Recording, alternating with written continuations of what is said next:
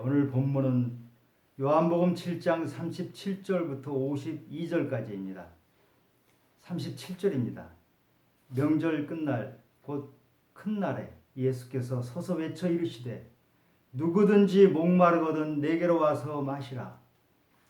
여기서 명절 끝날 곧 큰 날이란 초막절의 마지막 날을 말합니다.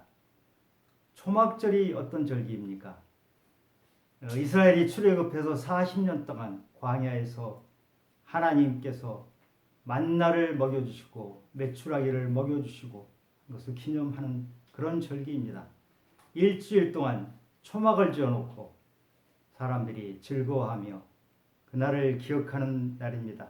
지금으로 치면 추수감사절과 같이 한 해의 수확의 기쁨을 나누는 그런 날입니다. 그 중에서 마지막 날에는 일체의 노동을 하지 말라고 하셨습니다.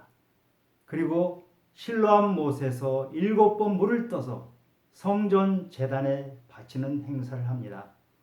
광야에서 하나님께서 목마를 우리 이스라엘 백성에게 반석에서 물이 나게 해주신 것을 기념하는 날입니다. 정말 중요한 날이고 감사를 생각하는 그런 날입니다. 그런데 지금 바리새인과 대제사장들은 행사에만 온통 신경을 쓰고 있습니다.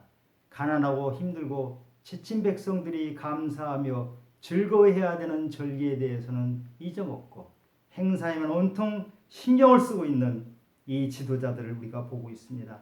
이사야 1장 12절에 너희가 내 앞에 보이려오니 이것을 누가 너희에게 요구하였느냐 내 마당만 밟을 뿐이니라. 헛된 재물을 다시 가져오지 말라.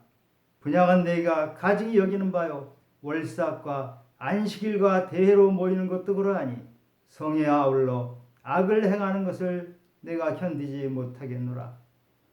거칠어로 하는 종교행위를 싫어하시는 하나님이십니다. 그 종교행위 때문에 백성들은 더 힘이 듭니다. 이것을 보고 계시는 예수님은 마음이 너무나 아픕니다. 초막절 중에 며칠 전에 예수님께서 유대인들이 안식일에 대한 태도를 보고 질책을 하셨죠.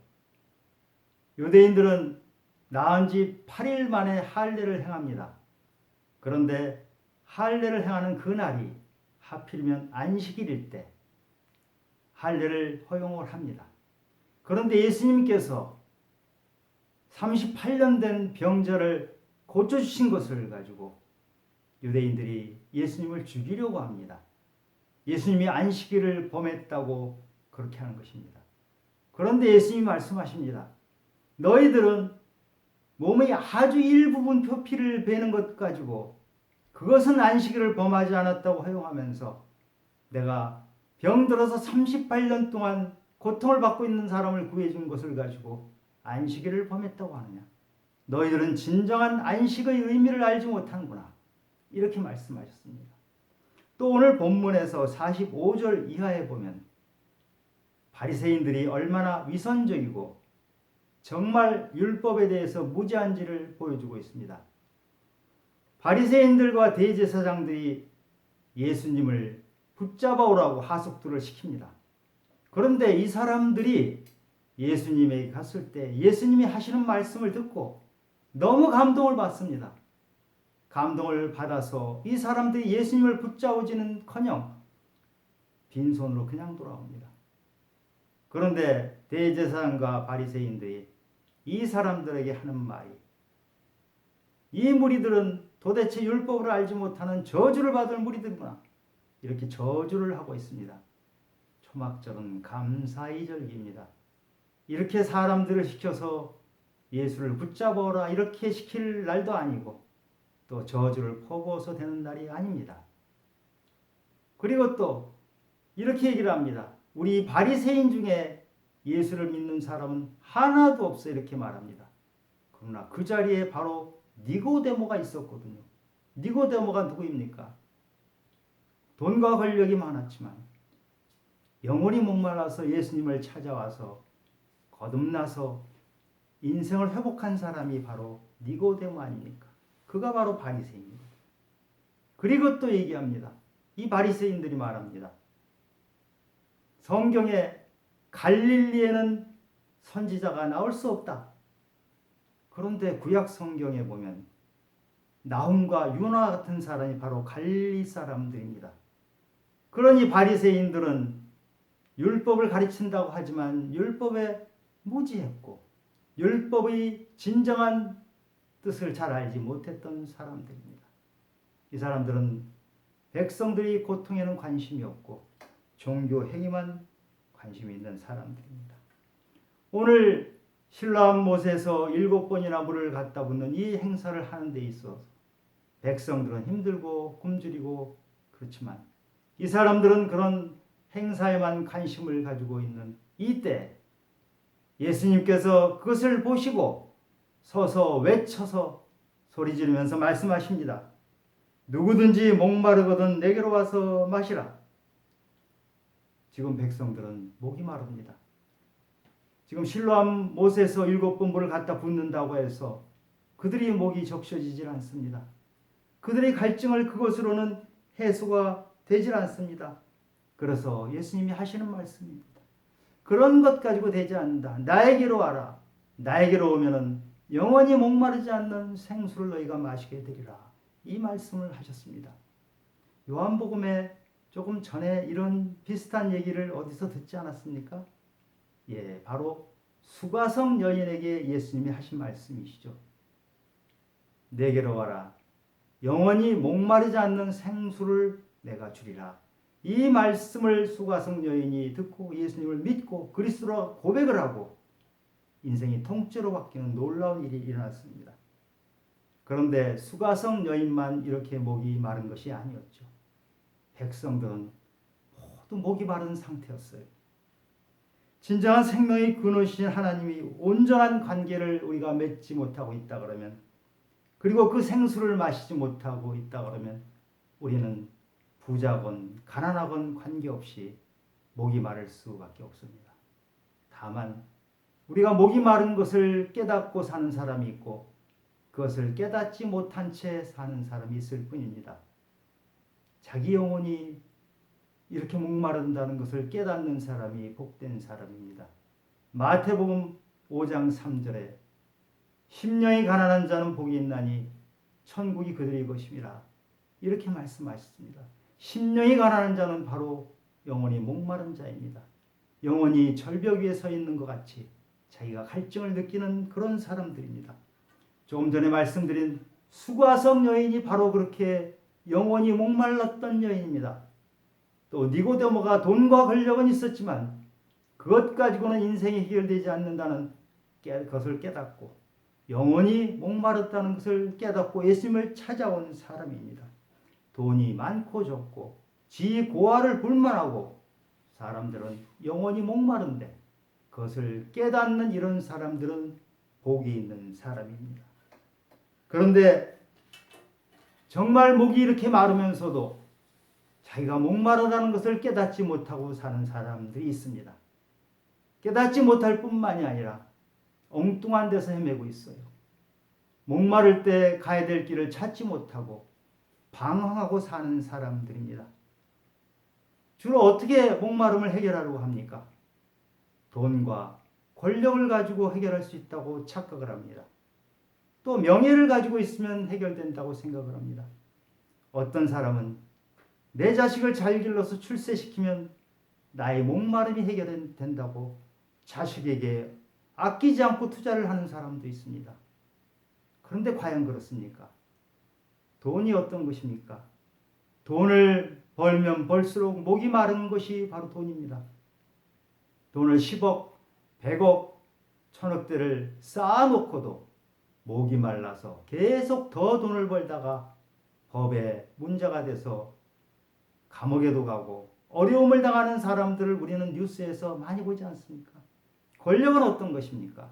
권력이란 힘이 세지는 것인데 권력을 가지면 되는가요? 옆에 자기보다 더 힘이 센 사람이 보이면 또 더 노력을 해서 더 올라가려고 합니다. 계속 올라가면 그 마지막에는 아무것도 없습니다. 위험하고 떨어지는 일만 남아있는 것입니다. 높이 올라가면 다 해결될 것 같지만 거기에서 우리가 해결받는 것은 아무것도 없다는 것을 깨달아야 되는데 깨닫지 못하고 마지막까지 가는 인생입니다. 작은 섬에 사는 사람들이 먹을 물이 없습니다. 바다에는 지천으로 물이 있는데 그 바닷물을 먹지 않습니다. 왜 그렇습니까? 그 바닷물을 마시면 마실수록 더 갈증이 생긴다는 것을 알기 때문입니다. 이 사람들은 하늘에서 비가 올 때까지 기다립니다. 그리고 하늘에서 내린 빗물을 받아서 그것을 마시는 사람들입니다. 바닷물처럼 마시면 마실수록 더 갈증을 느끼게 되는 것이 바로 돈과 권력이고 명예고 때론 자식이 될 수 있습니다. 이 세상에서 우리가 구하는 것들은 이렇게 더 갈증을 불러일으키는 것입니다. 그것을 깨달은 사람이 바로 디고데모였죠. 그리고 솔로몬 왕이 어떤 사람인지 볼까요? 솔로몬 왕은 부인이 1000명이 됐습니다. 그리고 왕 중에 가장 넓은 영토를 가졌죠. 가장 부자였습니다. 그 솔로몬 왕이 노년이 되어서 지은 책이 바로 전도서입니다. 전도서는 이렇게 시작됩니다. 헛되고 헛되며 헛되고 헛되니 모든 것이 헛되도다. 그렇게 많은 것을 쌓고 그렇게 많은 것을 가졌던 솔로몬 왕이 나이 들어서 보니까 그런 것들이 다 헛되구나. 그런 것만을 추구했던 것이 잘못되었구나. 이렇게 깨달은 것입니다. 그래서 전도서 마지막 12장에서 솔로몬이 이렇게 말합니다. 너희는 청년의 때에 너희 창조주를 기억하라. 하나님을 경외하고 그의 명령을 지킬지어다. 이것이 솔로몬이 나이 먹어서 인생의 해답을 얻은 것입니다. 창조주 하나님을 기억하고 하나님을 경외하고 하나님을 그 명령을 지키면서 사는 것이 바로 복된 삶이란 것을 깨달은 사람입니다. 그런데 이것을 깨닫지도 못하고 어떻게 가야 될지를 찾지 못하고 하는 사람이 가장 목마른 사람입니다. 1960년대에 미국의 유명한 여자 배우가 둘이 있었습니다. 한 사람은 마릴린 monroe고 또 한 사람은 에반스 콜린입니다. 그런데 이 두 여자 배우의 인생의 길은 너무나 달랐습니다. 마릴린 monroe는 최고의 인기를 구하고 돈과 명예와 인기를 한 몸에 다 안았습니다. 그래서 그것을 즐기면서 케네디 대통령이 그 마릴린 monroe를 얼마나 좋아했는지 두 사람이 불륜 관계까지 갔죠. 그런데 어느 날 이 마릴린 monroe가 자살을 했습니다. 그렇게 인기를 끈 것 같지만 인생이 고독하고 허무하고 인생이 갈증이 나서 자살을 한 것입니다. 또 한 여배우 에반스 콜린, 그 여배우도 인기가 너무 좋았지만 인기가 가장 좋은 절정의 시기에 은퇴 선언을 합니다. 그리고 기자회견을 합니다. 사람들이 묻습니다. 왜 그만두려고 하십니까? 이렇게 인기가 좋을 때 그만두는 이유가 무엇입니까? 그럴 때 에반스 콜린이 답을 합니다. 저는 사랑에 빠졌습니다. 기자들이 너무 놀래가지고 다시 묻습니다. 그 사랑에 빠진 남성이 도대체 누구입니까? 에반스 콜린이 대답합니다. 제가 선택한 것이 아니고 그분이 저를 선택했는데 그분은 바로 예수 그리스도이십니다. 십자가 사랑으로 저를 지금까지 사랑해 주신 그분 때문에 저는 은퇴를 하고 새로운 길을 갑니다. 에반스 콜린은 신학을 다시 공부하고 우간다에 선교사로 갑니다. 선교사로 갔다가 7년 후에 미국에 잠시 왔을 때 에반스 콜린에게 물어봅니다. 아니, 거기서 7년을 보냈는데 후회되지 않으십니까? 그렇게 많이 인기를 누리던 분이 그 우간다에 가서 사는 것이 힘들지 않습니까? 이렇게 물어봅니다. 그런데 에반스 콜린은 저는 결코 후회하지 않고요.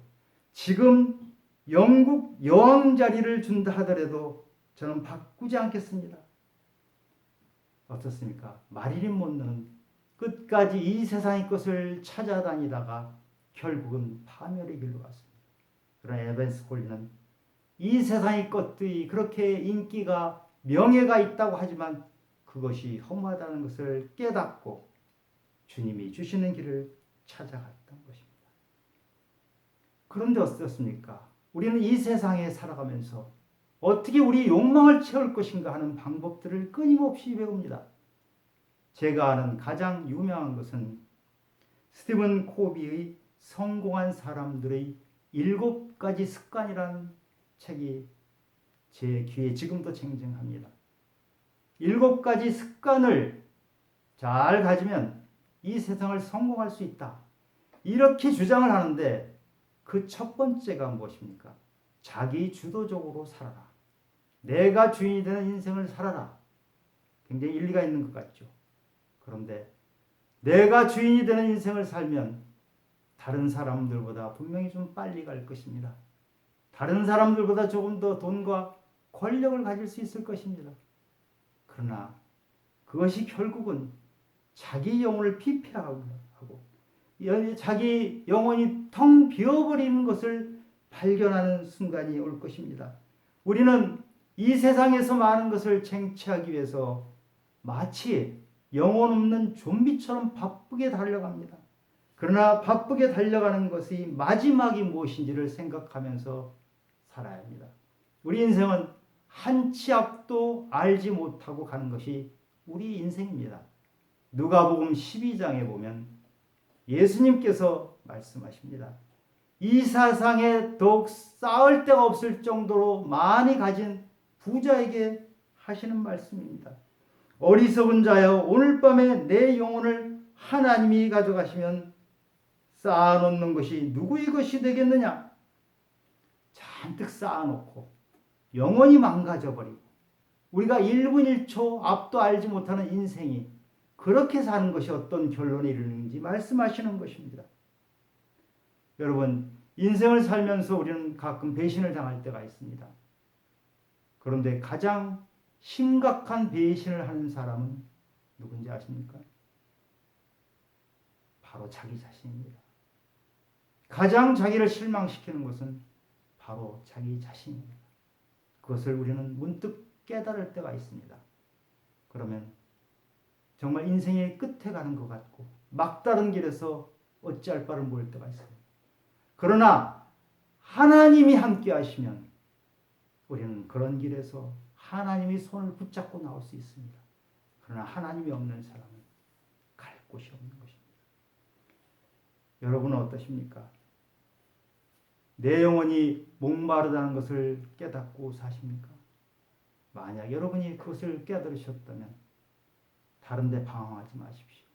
길거리를 헤매지 마시기 바랍니다. 주님께로 나가십시오. 그리고 주님께 부르짖으십시오. 저 너무 힘듭니다. 지쳐 있습니다. 목이 마릅니다. 이렇게 주님께 소리지르면서 부르짖으십시오. 예레미야 33장 3절에 너는 내게 부르짖으라.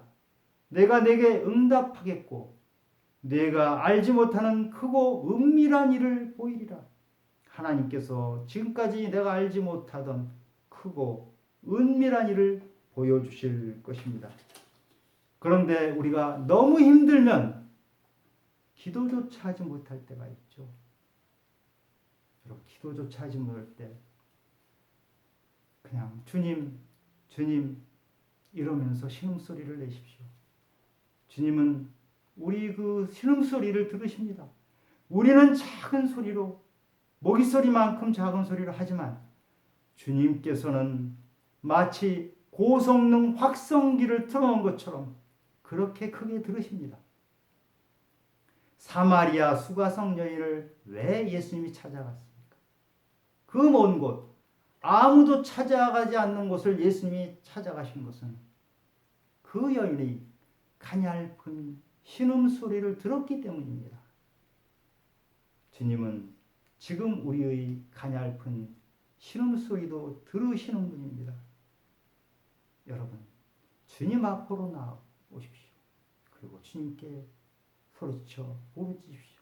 그것도 안 되면 주님 앞에서 신음소리를 내십시오. 집 나간 둘째 아들이 아버지 유산을 다 가지고 가서 허랑방탕한 다음에 거지가 돼서 돌아왔지 않습니까? 아버지가 멀리서 그 아들을 알아보고 멀리서 뛰어가서 맨발로 가서 아들을 품에 안아줍니다. 그 아들이 아버지 품에 안긴 것, 그것이 바로 안식입니다. 우리가 아버지 품에 안겨서 안식의 품에 들어가면 우리는 새로운 것이 보입니다. 내가 바뀌고 새로운 것이 보입니다. 그래서 누구든지 그리스도 안에 있으면 새로운 피조물이라. 그리스도 안에 있으면 우리는 새로운 피조물이 되어서 지금까지 보던 세상과는 전혀 다른 세상을 살아낼 수 있게 됩니다. 앞만 보고 열심히 달리셨습니까? 잠깐 멈춰서 멈춤의 시간, 자기를 돌아보고 하나님을 보는 시간을 가지시기 바랍니다. 잠깐 멈춰서 들에 나가서 들꽃을 한번 보십시오. 그 작은 들꽃이 얼마나 아름다운지 신묘막측합니다. 하나님의 생명이 그 안에 들어 있습니다. 하나님이 손길이 그 꽃을 피게 했고 하나님의 호흡이 그 작은 꽃 안에 들어 있습니다. 그래서 예수님이 말씀하셨습니다. 솔로몬의 영광도 이 작은 들꽃만 못하다 이렇게 말씀하셨어요. 여러분 또 하늘을 보십시오.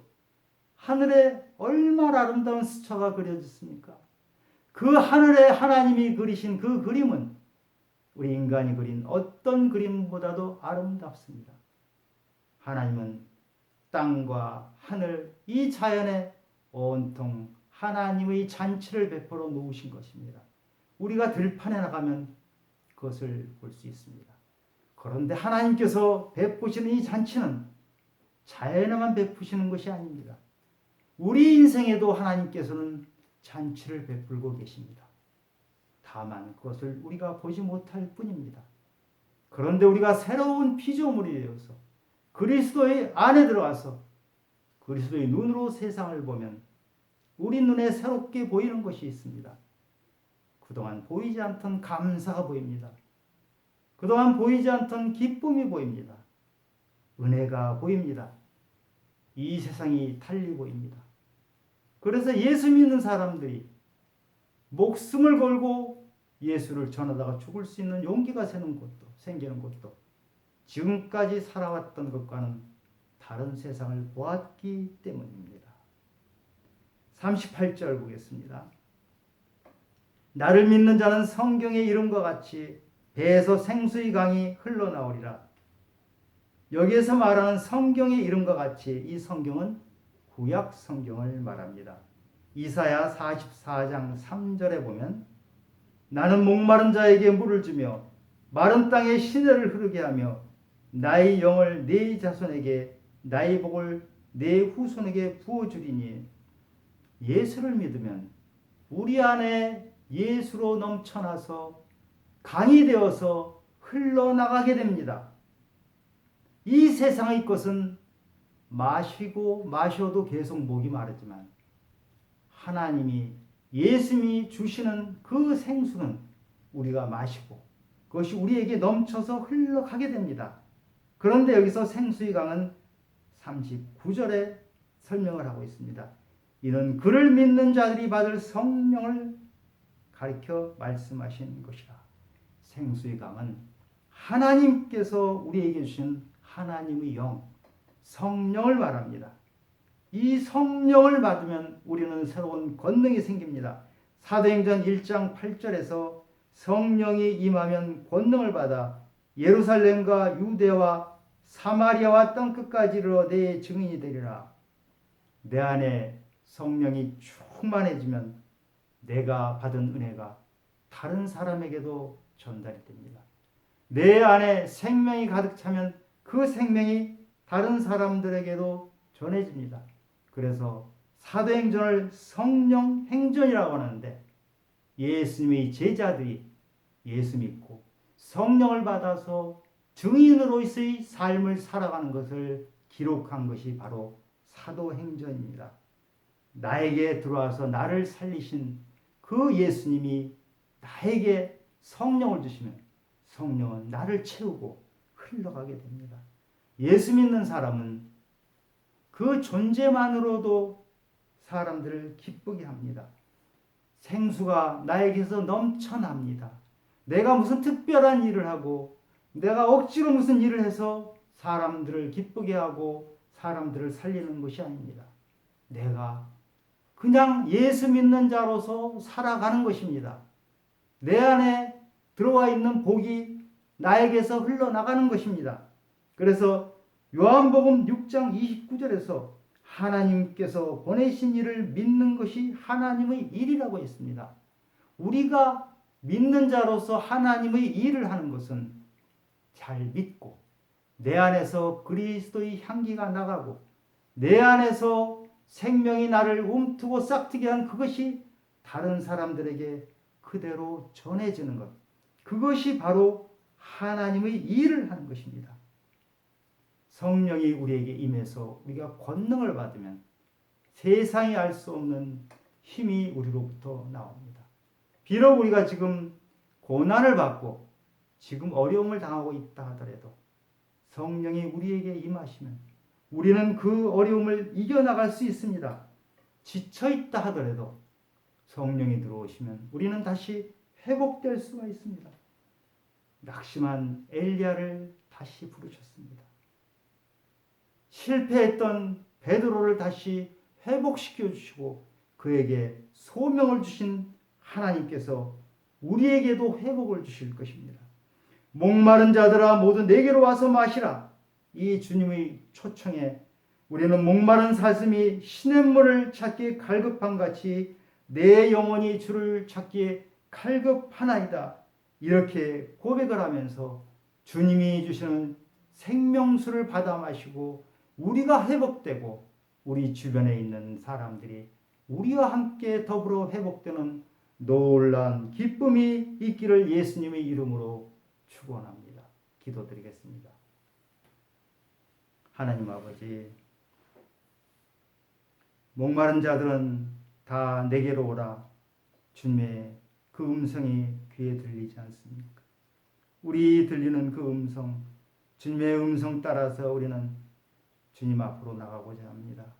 깨닫게 도와주셔서 우리의 목마름을 해결하시는 분이 바로 하나님 아버지라는 것을 깨닫고 그 앞으로 나가게 도와주시옵소서. 부르짖게 도와주시고 부르짖기 힘든 사람은 신음소리라도 내면서 주님과 호흡을 맞추기를 원합니다. 하나님 도와주시옵소서. 우리는 부족하지만 주님께서 우리를 불러주시고 찾아오시면 우리는 회복될 수 있습니다. 하나님과 함께하며 하나님의 도움을 구합니다. 모든 말씀 예수님 이름으로 기도드렸습니다.